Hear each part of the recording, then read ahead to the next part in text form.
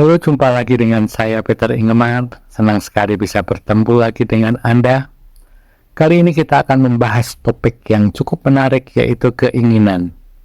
Setelah kemarin saya ajak Anda untuk mendalami beberapa faktor diri, yaitu tubuh dengan sensasinya, kemudian persepsi, pikiran, perasaan, dan juga kesadaran. Sering kita mendengar statement bahwa seseorang berkeinginan akan sesuatu. Sebagai contoh, saya berkeinginan untuk pindah rumah, saya berkeinginan untuk melamar pekerjaan, saya berkeinginan untuk tidak merokok, saya menolak kondisi yang ada saat ini, saya menolak untuk bertemu dengan seseorang. Betulkah statement-statement tersebut? Selain dari itu, kita juga akan menjawab pertanyaan seputar keinginan, yaitu, apakah keinginan yang sebenarnya? Bagaimana dan kapan keinginan itu muncul? Apa akibat dari keinginan bagi manusia? Dan apa akibat apabila keinginan itu sudah menjelma sebagai diri atau aku? Melepaskan keinginan apabila kita ingin, bagaimana caranya? Tapi sebelum itu, saya membawa kabar gembira buat Anda, dan kabar itu adalah sebagai berikut. Ada kabar gembira bagi Anda yang selama ini mencari kebahagiaan, atau Anda yang sakit, takut, khawatir, lelah, dan putus asa dalam menapaki kehidupan yang penuh persaingan, tekanan, dan penderitaan. Saat ini, Pathos Spiritual telah membuka komunitas yang mempunyai kegiatan retret, webinar, dan konsultasi pribadi. Untuk lebih jelasnya, Anda dapat membuka dan bergabung dalam situs yang telah saya sertakan di web ini, di mana Anda bisa membuka perpustakaan untuk mendapatkan buku-buku spiritual yang bermutu secara gratis. Selain itu, terdapat pula jadwal kegiatan spiritual yang dapat Anda ikuti. Dalam komunitas tersebut, saya tidak akan mengajarkan Anda untuk masuk ke dunia spiritual secara dalam, sehingga Anda harus meninggalkan kehidupan normal. Melainkan, hanya 3 hal yang dapat membantu Anda dalam menapaki kehidupan ini, sehingga menjadi lebih mudah dan membawa Anda menjadi bahagia. Ketiga hal tersebut adalah, yang pertama, mengerti dan menjadi diri yang sebenarnya. Yang kedua, bisa memanifestasikan kebutuhan fisik dan mental dalam menunjang kehidupan Anda. Dan yang ketiga, mengerti dan mampu menjalani interaksi dengan sesama secara benar, sehingga menimbulkan keharmonisan dan kebahagiaan. Kami tunggu Anda bergabung dengan komunitas Pathos Spiritual, dan sampai jumpa dalam kegiatan bersama kita. Nah, kita sekarang kembali pada topik kita, yaitu keinginan. Pengetahuan kita tentang keinginan, bahwa yang berkeinginan adalah aku, atau keinginan itu adalah pilihanku, ternyata salah. Faktanya, keinginan itu selalu muncul. Dan bahkan keinginan itu usianya lebih tua daripada diri kita. Sebelum kita ada, keinginan sudah ada. Kita ada sebagai hasil dari keinginan, di mana keinginan orang tua kita untuk bersatu menjadikan adanya kita, di mana keinginan dari orang tua itu juga hasil dari keinginan-keinginan leluhur kita sebelumnya. Dan keinginan itu sudah ada sebelum manusia pertama diadakan atau ada. Sehingga keinginan itu sebetulnya bukan kita, melainkan keinginan itu adalah yang menggerakkan kita. Keinginan selalu muncul dalam bentuk-bentuk berkeinginan untuk menjadi, berkeinginan untuk melekati atau menerima terus-menerus, berkeinginan untuk menolak atau menghindari, berkeinginan untuk merubah, berkeinginan untuk meniadakan atau mengadakan sesuatu. Yang pada dasarnya, keinginan itu adalah merubah keadaan dari suatu keadaan menjadi keadaan yang lain.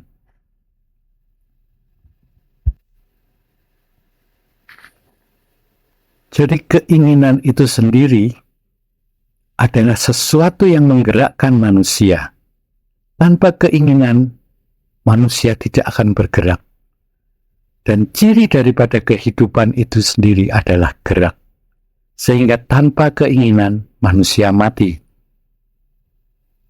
alias tidak bergerak. Keinginan selalu menggerakkan manusia untuk bertindak, untuk memenuhi keinginannya. Jadi, konklusinya, keinginan adalah hidup itu sendiri. Kemudian kapan dan bagaimana keinginan itu bisa muncul?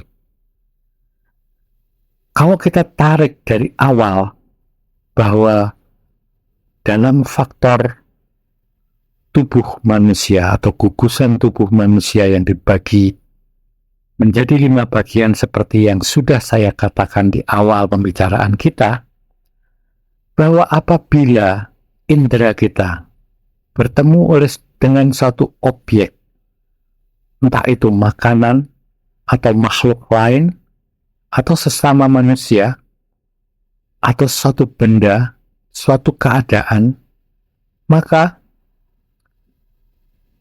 indera kita bertemu dengan objek menghasilkan suatu kontak.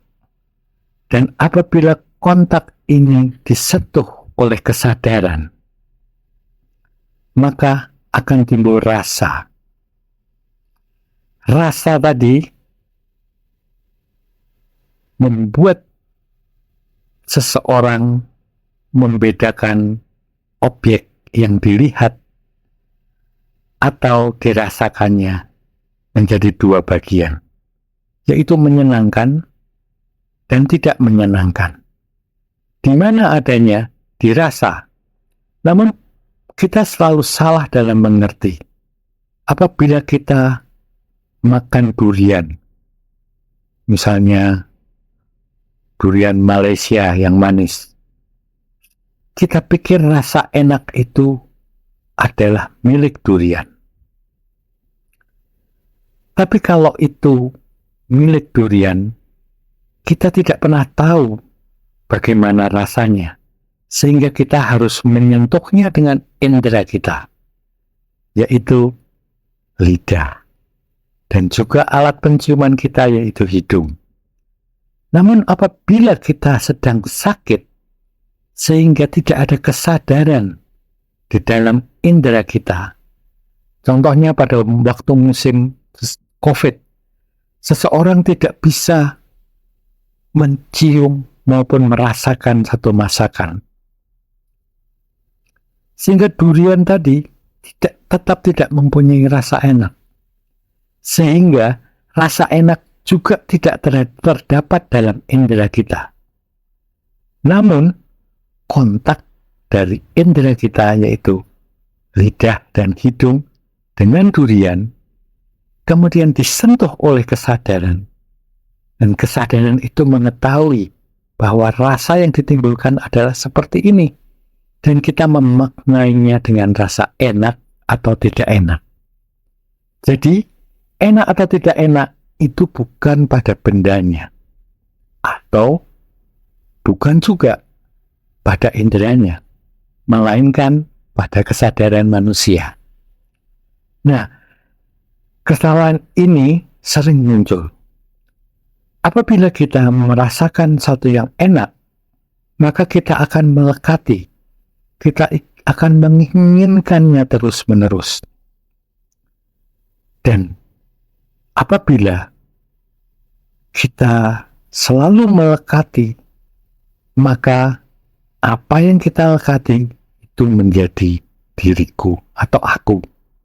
Dengan kata lain, aku tidak bisa hidup tanpa ini. Dan akibat-akibat tadi, karena rasa itu hanya sebentar. Pada saat kita bisa mendapatkan durian, kita dapat merasakannya lagi.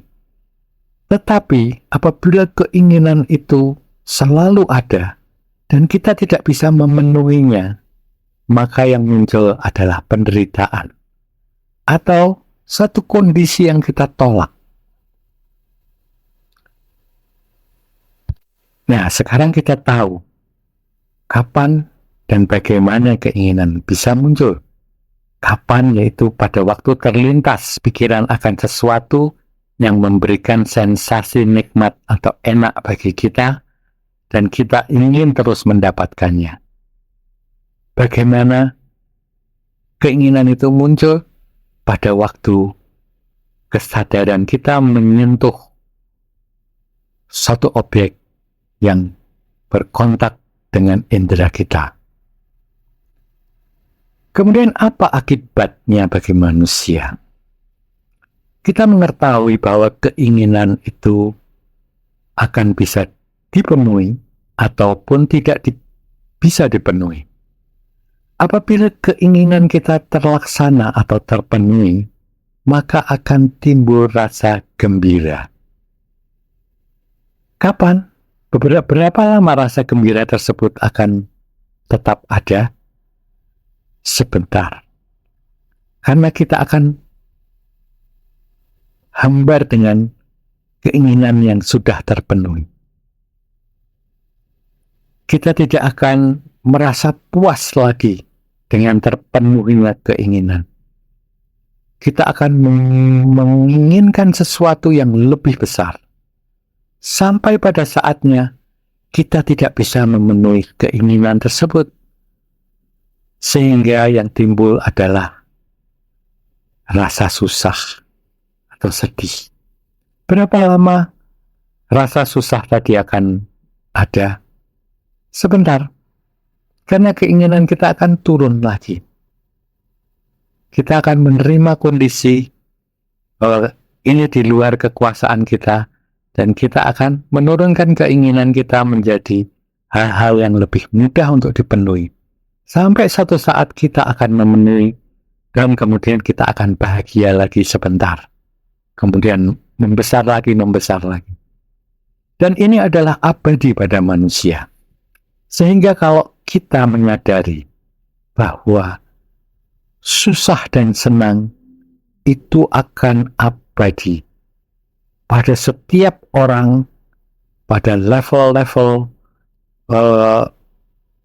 yang bermacam-macam, pada setiap orang tanpa memandang statusnya, baik status sosialnya maupun derajat atau pangkatnya.